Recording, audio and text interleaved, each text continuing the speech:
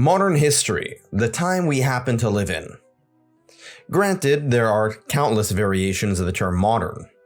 Some consider modern to be anything that happened in the past 5 years. But for the sake of this video, I'm going to be covering modern history from the end of the Middle Ages, which in the European and Middle Eastern sense is the fall of the Eastern Roman Empire during the mid-1400s, to the beginning of the 20th century. I understand many people will differ in this definition, but I believe that the 20th and 21st centuries deserve their own videos, just because of how recent they've been. So in this video, I'm going to be covering the most influential figures from this period of time. So kick back, relax, get some beer and some snacks, and let's travel to the 15th century. We're going to start off with a figure you may or may not have heard of, and her name is Queen Isabella I. She is quite possibly the first great woman of modern history, and one of the most important women in world history. Isabella was from the Kingdom of Castile. Castile is by and large considered to be the main head honcho of Spain. Now, Spain didn't always exist. It was actually once divided into several kingdoms. Eventually, Queen Isabella would marry King Ferdinand of the Kingdom of Aragon. Not the Aragon from Gondor, but the Aragon from what is now Spain. This led to a proto-version of the Spanish nation. The fact that the language we now call Spanish is now Castilian is testament to this and is oftentimes overlooked. The Iberian Peninsula actually has several different languages. For example, the city of Barcelona by and large speaks Catalan because it's in the Catalonian region, whereas northeastern Spain by and large speaks Basque. The union of Castile and Aragon, along with the help of the newly founded Kingdom of Portugal, managed to consolidate Christian power and kick out the Muslims. This was another nail in the coffin of Islam's dominance over world civilization. The Spanish Inquisition was then instituted, converting or removing various Muslims and Jews who were predominantly more educated. And this led in part to Spain and Portugal's lack of accomplishments when it came to science and technology. Nonetheless, they were intellectually curious in one area: exploration. And that's why Queen Isabella hired one guy you probably have heard of, Christopher Columbus, who's next on the list. Christopher Columbus was not from Spain, he was from Genoa in what is modern-day Italy. Columbus doesn't really need much of an introduction. He sailed the ocean blue in 1942 and landed somewhere in the Bahamas and then traveled to other islands in the Caribbean, such as what is now Cuba and Hispaniola, setting up the first permanent European settlement in Santo Domingo in what is now the Dominican Republic.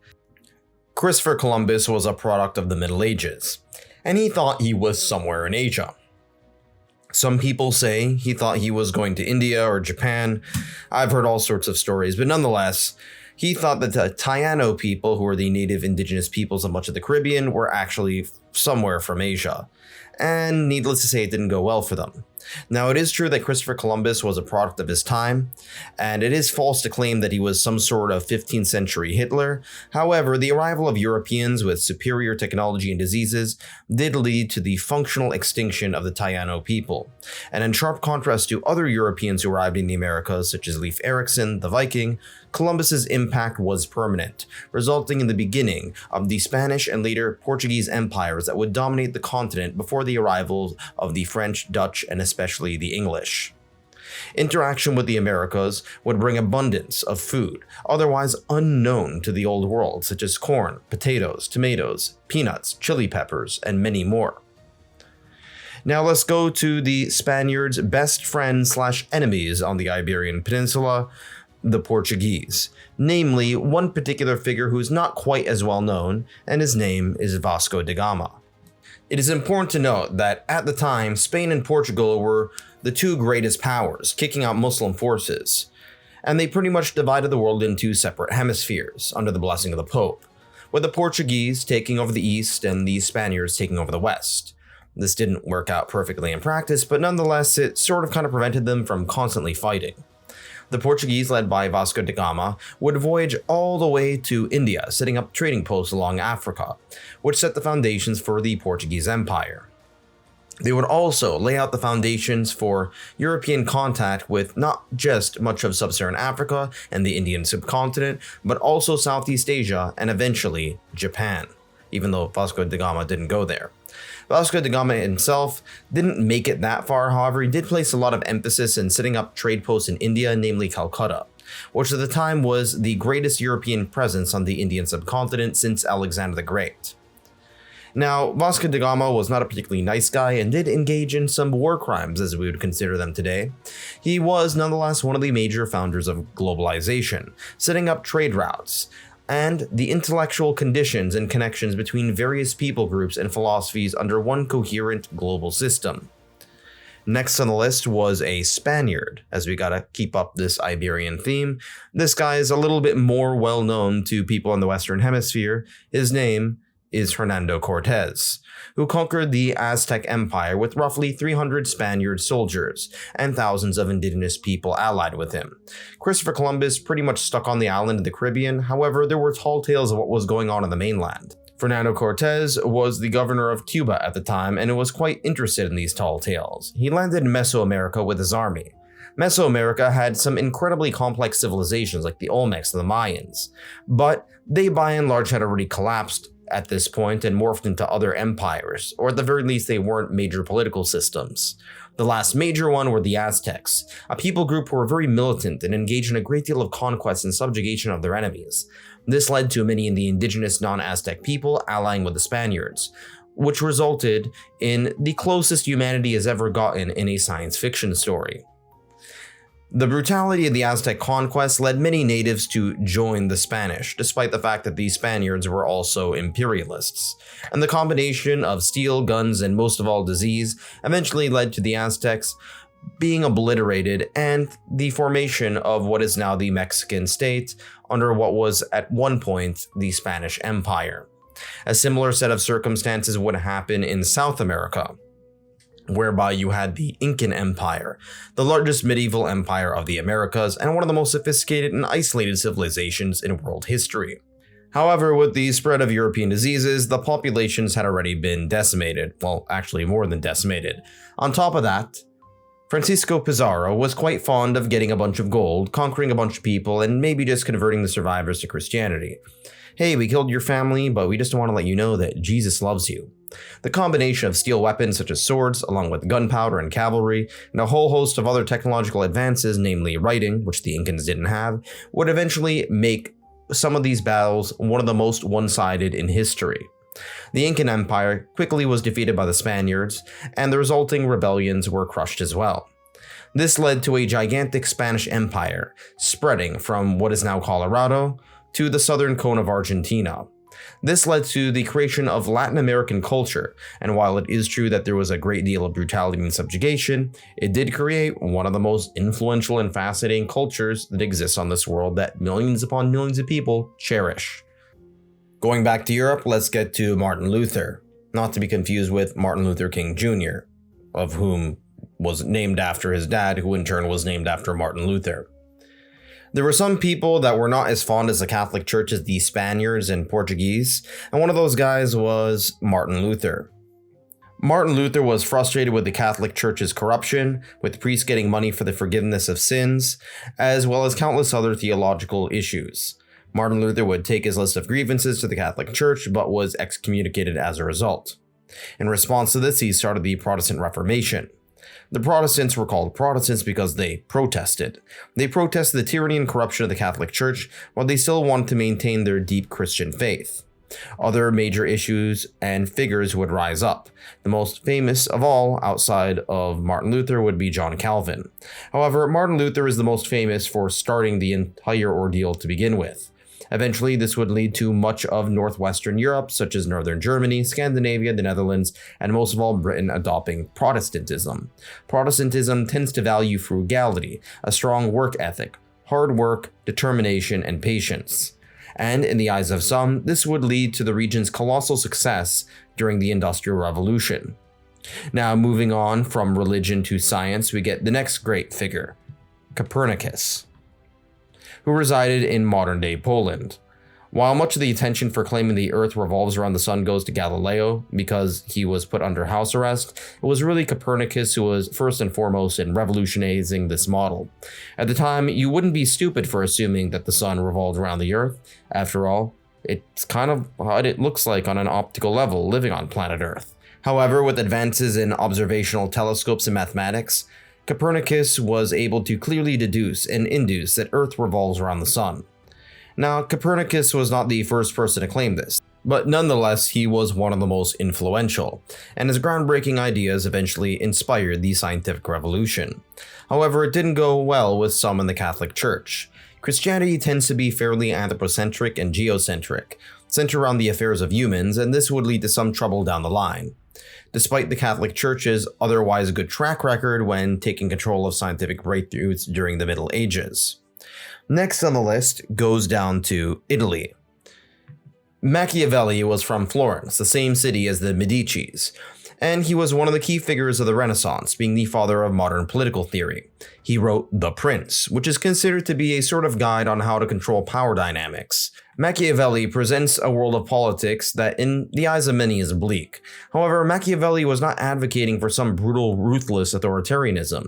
He was, in his eyes, explaining the way power works rather than the way we want it to work. Next on the list is someone who certainly incorporated some of these ideas into his own adventures, and that was Ferdinand Magellan. Given that we are still on the age of exploration, it's best to look at the explorer who quite possibly did the greatest exploring of all time, Magellan, who was Portuguese but eventually was hired by the Spanish crown to circumnavigate the globe.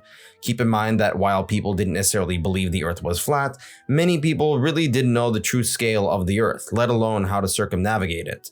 Ferdinand Magellan discovered what we now know as the Strait of Magellan between the southern cape of South America and Antarctica, which is composed of some of the toughest and roughest waters on the planet, eventually sailing to the Pacific.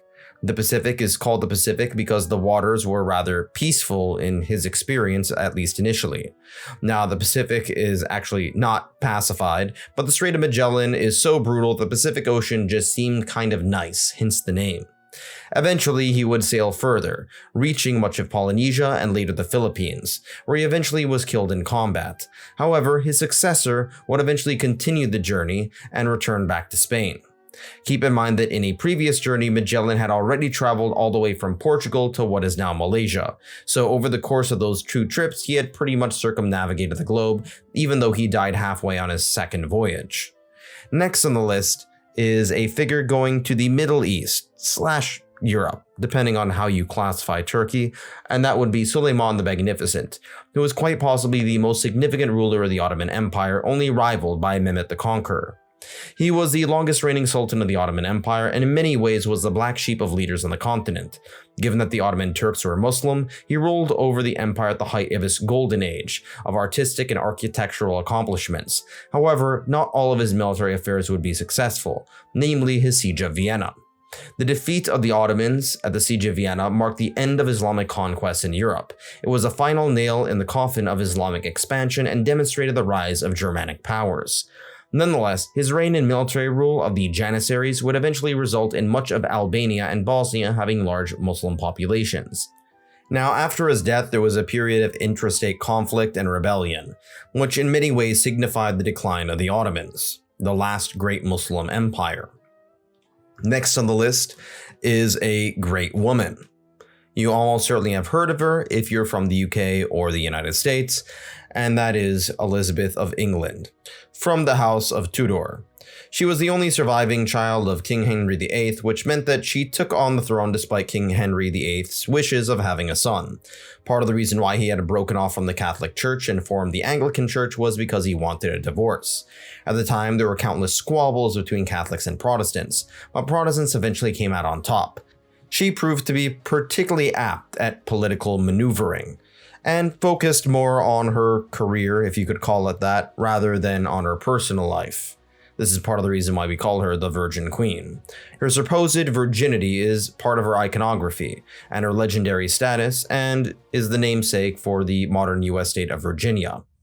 During her reign, she eventually triumphed over not only the Spaniards, who were the dominant power at the time, but also many of the Catholic forces in England. She had hired the pirateer Francis Drake and Walter of Raleigh, who would eventually set up shop in the Americas, and later in what is now the United States, setting up the foundations of not only English colonization of the New World, but also the United States of America. Next person on this list is also an English person, or more specifically Englishman, and that is Isaac Newton. This is another person who doesn't really need any introduction, possibly the greatest genius that has ever existed in the history of geniuses, as he is the founder of classical physics. In Prince Leopold, he laid out the foundations of the laws of physics, namely the laws of motion and gravity. And he also discovered or invented calculus before ever reaching the age of 30.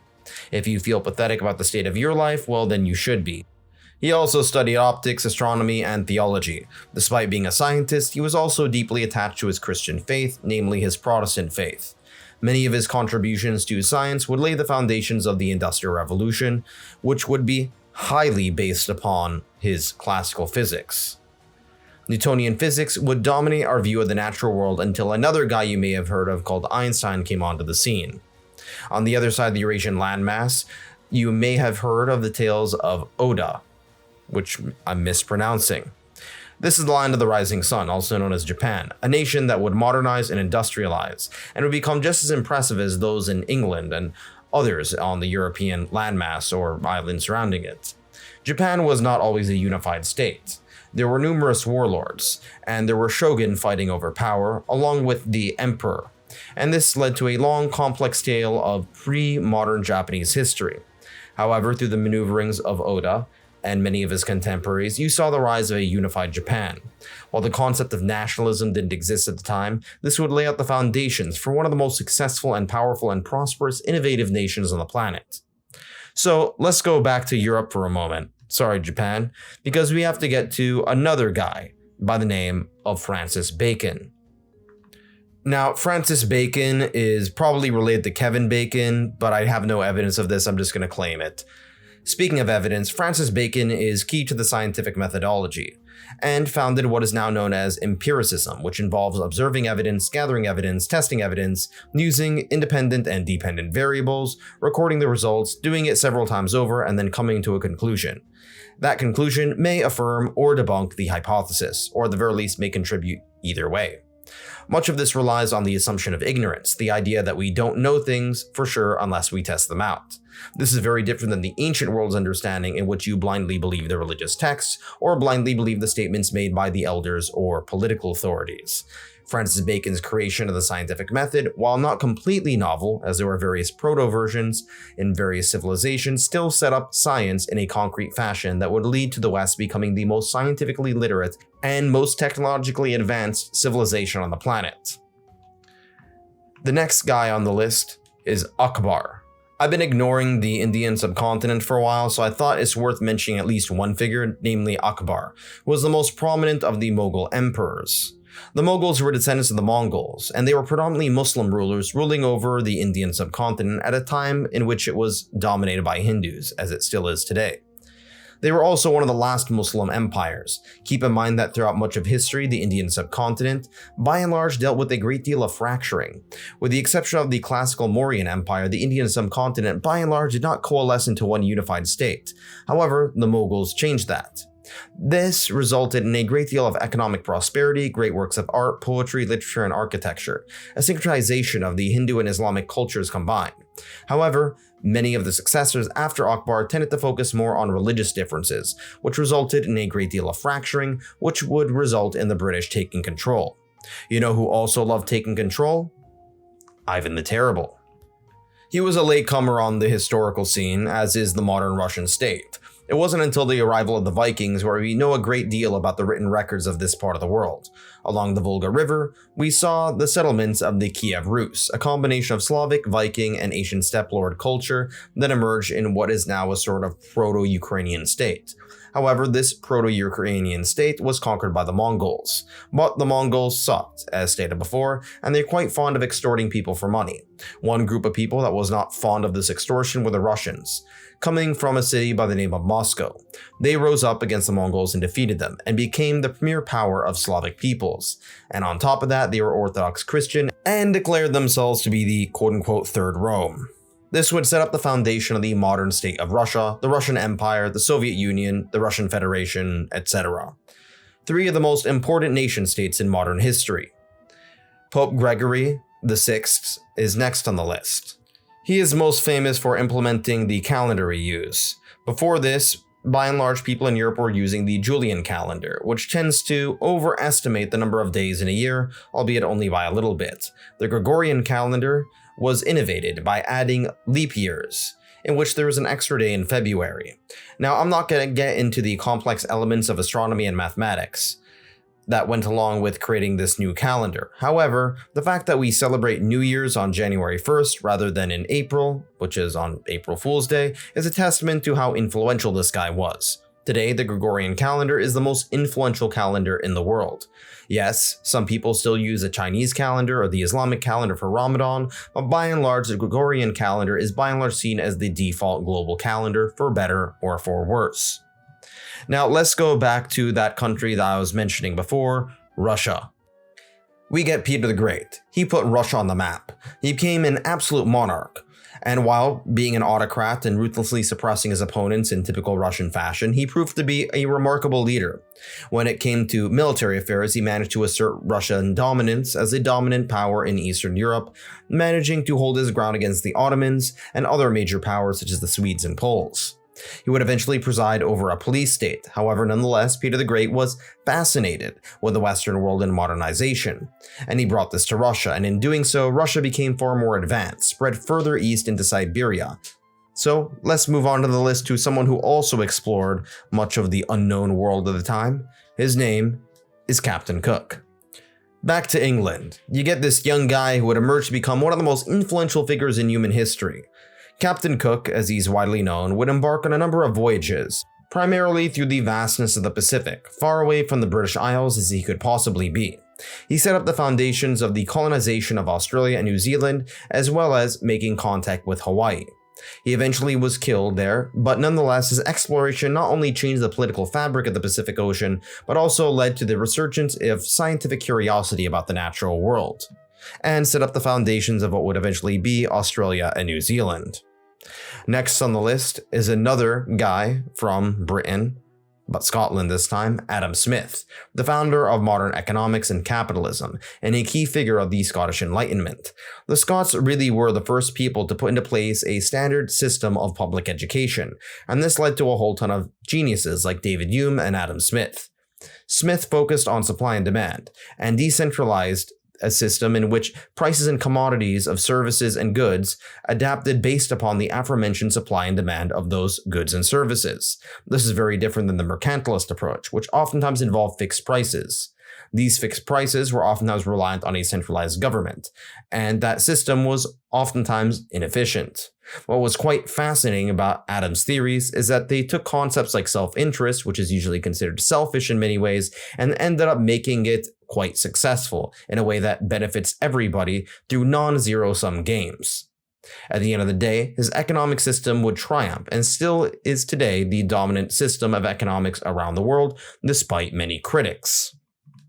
And we can't talk about capitalism without talking about the United States, for better or for worse. So let's move on to the next figure, Thomas Jefferson, who wrote the Declaration of Independence of the United States and was the third president. While George Washington was the first, I didn't put him on this list because I honestly think Thomas Jefferson was probably more important on the international level.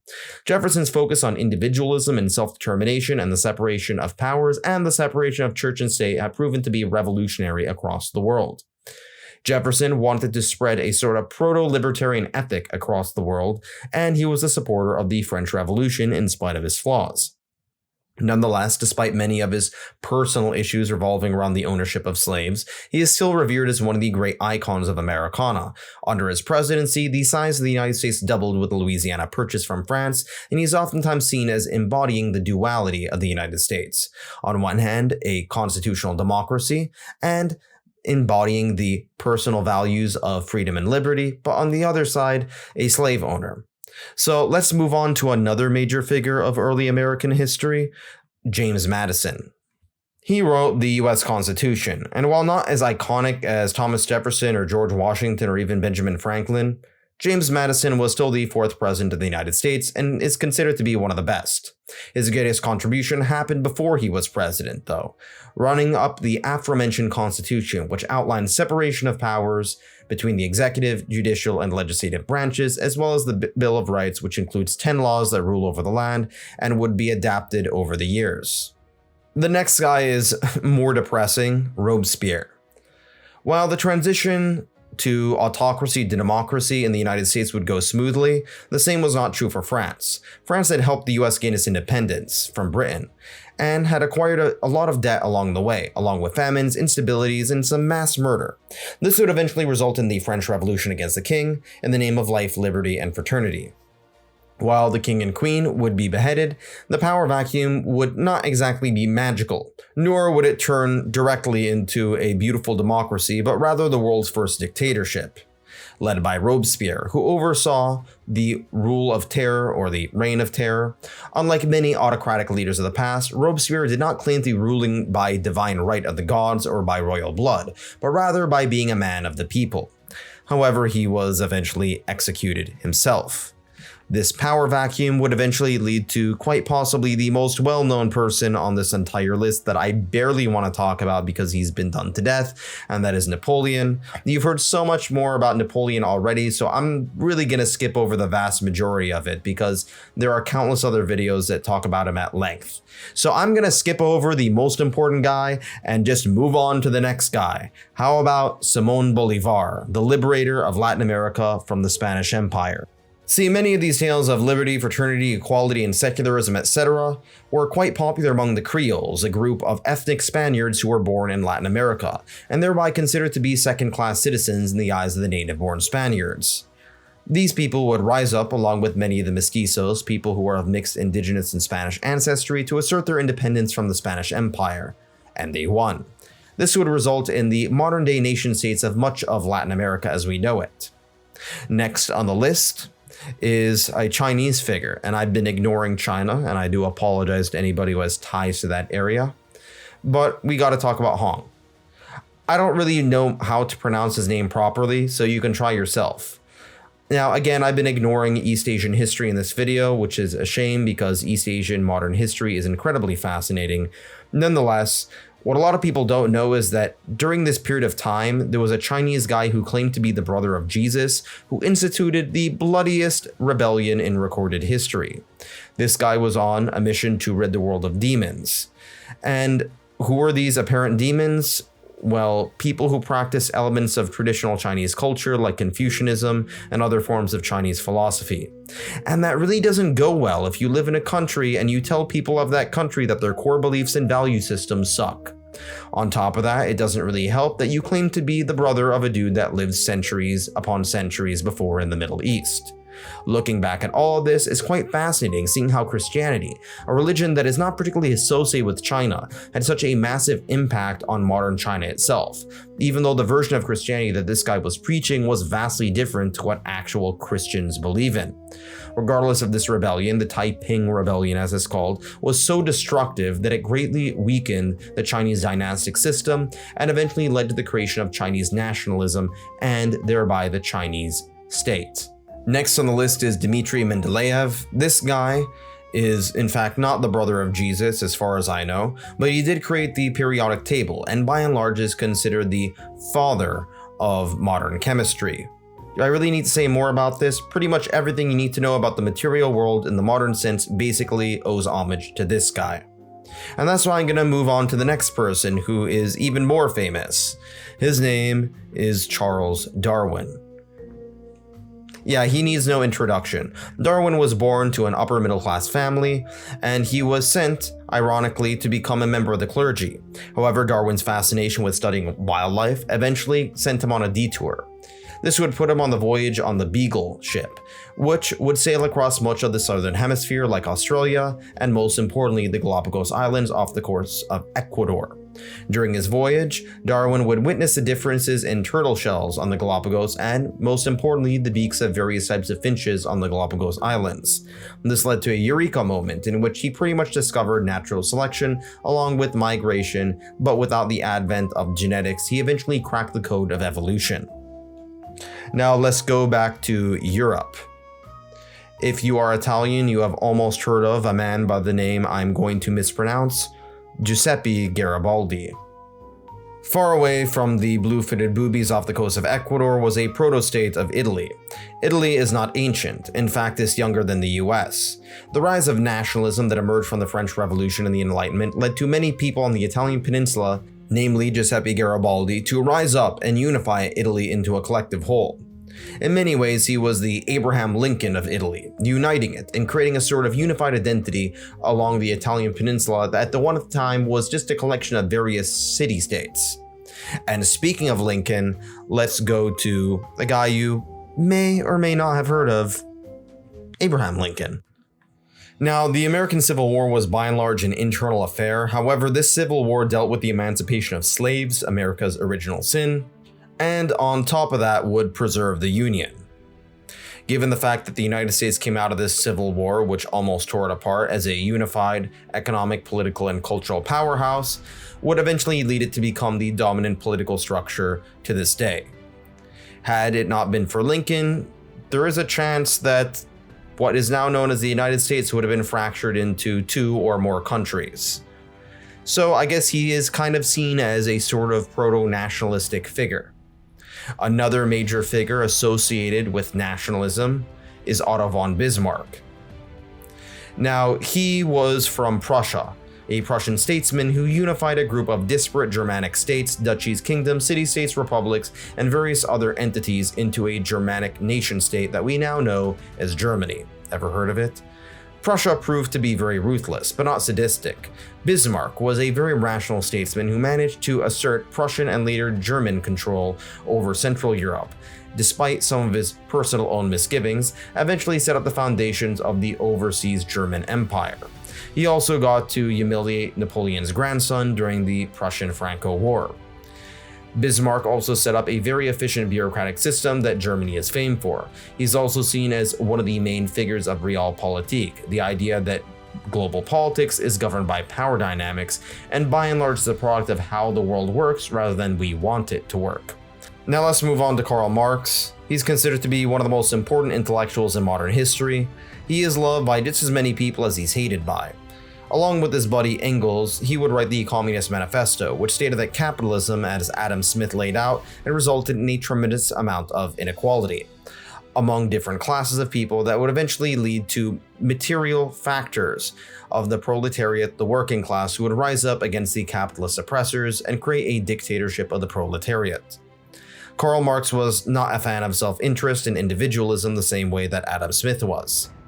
He was quite fond of the standardization and centralization and bureaucracy of the economy in order to produce a union, led by the government, abolishing private property that would eventually morph into a more democratic worker system. There are many varieties of this form of leftism, and while communism had eventually collapsed during the 20th century, Marx's ideas are still extremely influential in modern-day academia. And now we get to the last figure on the list, the last figure of the 19th century in particular, and by and large has gone to exemplify the late 19th century, and that is Queen Victoria, the namesake of the Victorian era, during the late 1800s, which symbolizes the peak of British power around the world. Now, the British had pretty much conquered much of India, setting up foot in pretty much every patch of grass on the face of the planet Earth and the high seas. She is emblematic of Britain's power at its peak, an empire where the sun never sets. It was at this time when Britain was rapidly industrializing and becoming the most politically, military, sociologically, technologically, and scientifically and artistically influential nation on the planet. until we get to the 20th century, which is the topic of the next video. Thanks for watching. Bye.